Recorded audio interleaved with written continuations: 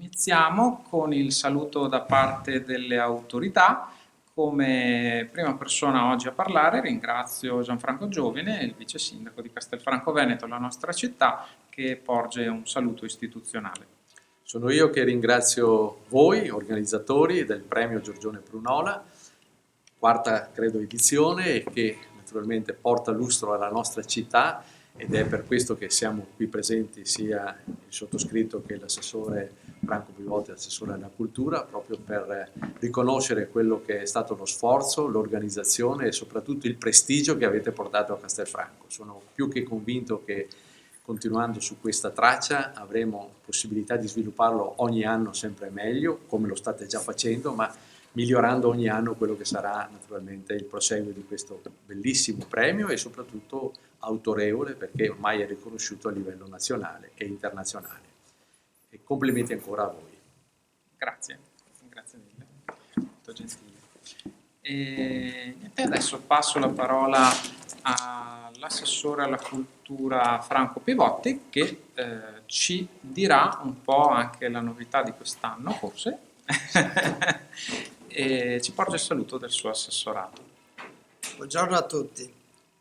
Il premio Prunola, che quest'anno omaggia anche il nostro grande pittore Giorgione, diventando premio Giorgione Prunola, è un evento letterario e culturale principale per Castelfranco Veneto, e quindi ovviamente i miei ringraziamenti vanno agli organizzatori, perché negli anni hanno saputo dare sempre maggiore incisività a questo premio, con una larga partecipazione di scrittori, diciamo, già affermati e scrittori che vogliono affermarsi.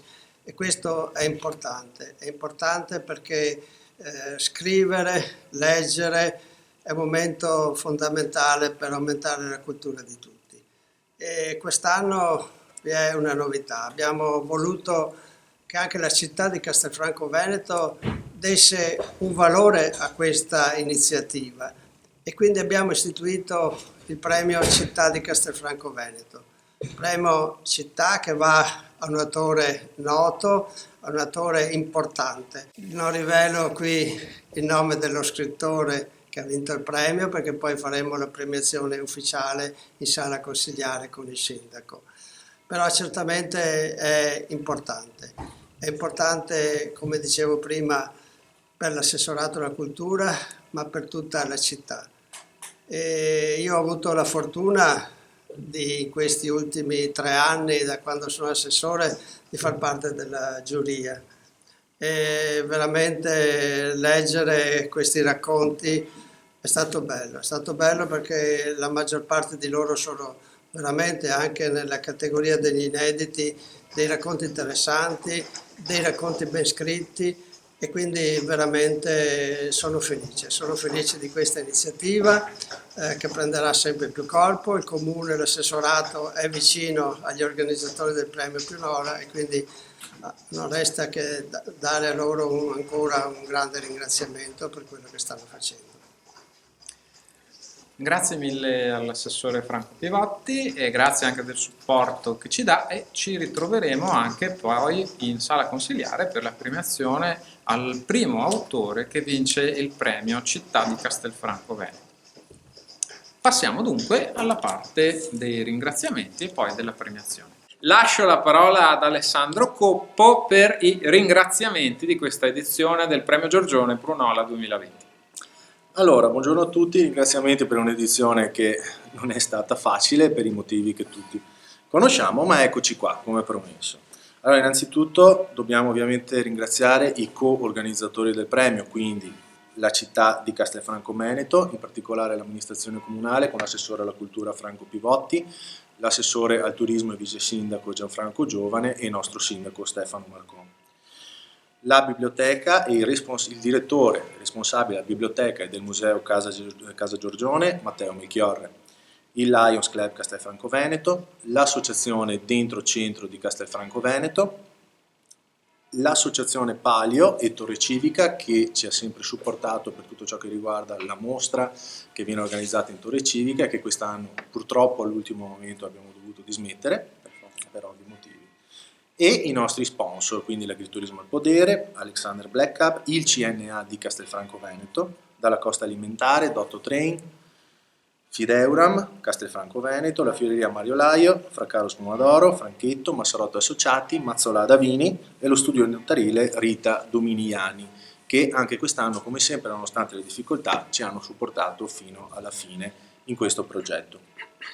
Ringraziamo infine i giurati, quindi Andrea Tralli di Panda Edizioni, Alessandro Coppo, che sono sempre io, di Panda Edizioni, sì.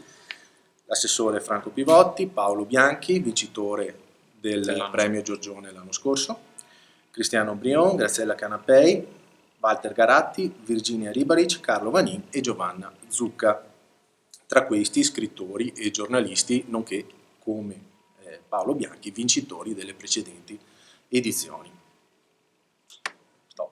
Bene, direi che possiamo passare dunque alla fase di premiazione e partiamo con i racconti. Per quanto riguarda i racconti abbiamo due premi speciali. Il primo premio speciale è quello dedicato a Rita Dominiani, dello studio notarile Rita Dominiani, e a vincere quest'anno è Lorena Casadei con Cammina Leggera, e a lei i nostri complimenti. Mentre invece il premio speciale Vittoria Serena, che ricordiamo essere il premio in memoria della giovane autrice Vittoria Serena che è mancata qualche anno fa e a cui è dedicato questo premio, la vincitrice di quest'anno è Sara Galeotti con Tutta sua madre. Poi, per quanto riguarda il Panda Noir Editi, passerei la parola a Alessandro, che sarà ben felice di proclamare chi ha vinto. Il Panda Noir edito di quest'anno viene vinto da François Morlupi con Formule Mortali di Edizioni Croce. Eccolo qui, lo facciamo vedere bene per Edizioni Croce, François Morlupi, che tra l'altro sembra che abbia già ricevuto anche altri premi, o sbaglio? Sì. Perché come al solito succede che poi ci sovrapponiamo con altri premi perché ci prendono un po' le idee. Però noi siamo ben contenti di premiare questo autore, di cui tra l'altro una giurata, di cui non dico il nome perché non è corretto, però ha detto che è un'idea geniale. Ecco. E quindi complimenti a François Morlupi. Sì, François in questi mesi ovviamente di pausa dovuti al Covid ha ricevuto più encomi per il libro subito dopo essere entrato in finale al premio Giorgione. È un'altra di quelle conferme per cui il premio Giorgione ha sempre portato bene. Ha sempre portato fortuna, sì, Ai e nostri comunque autori. Seleziona libri di qualità. Bene. Per quanto riguarda la sezione romanzi inediti, invece, io lascerei la parola all'assessore alla cultura Franco Pivotti per la proclamazione del romanzo vincitore.